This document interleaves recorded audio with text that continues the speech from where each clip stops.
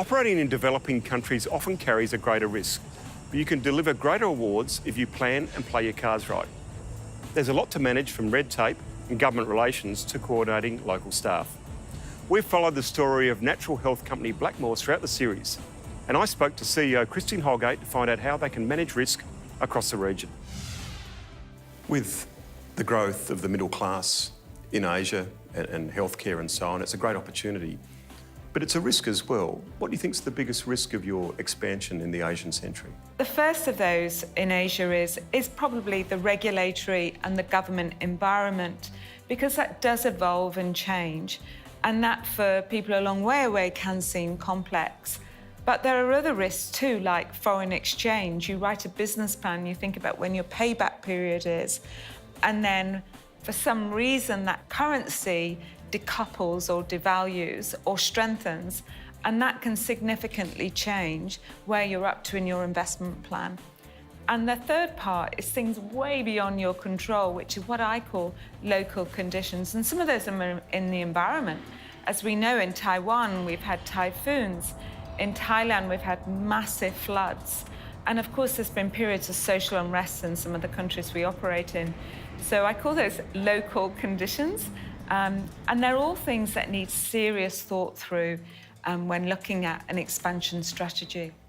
And how do you manage these risks? A strong local team enables you to doesn't protect you from, but perhaps understand the regulation changes better and really understand whether something on our television looks like a major issue with a change of government really is or not.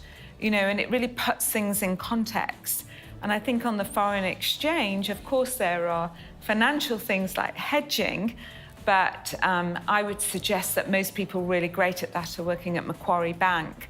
I believe that really just brings you home to, we should never become too dependent on any one source of revenue.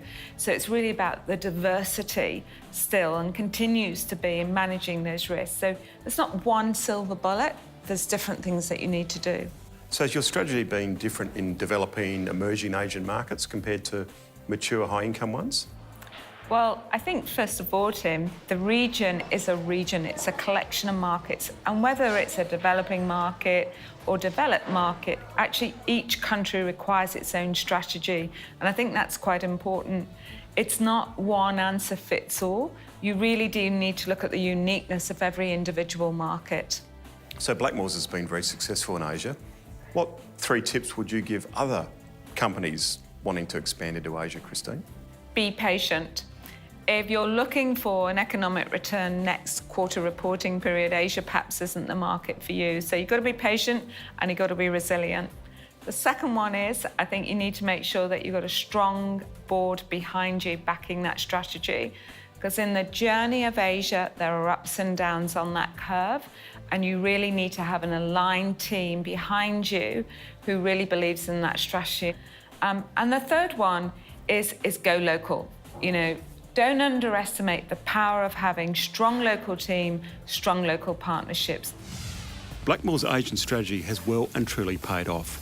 Its Asian income has grown from just 10% of revenue 7 years ago to 50% today.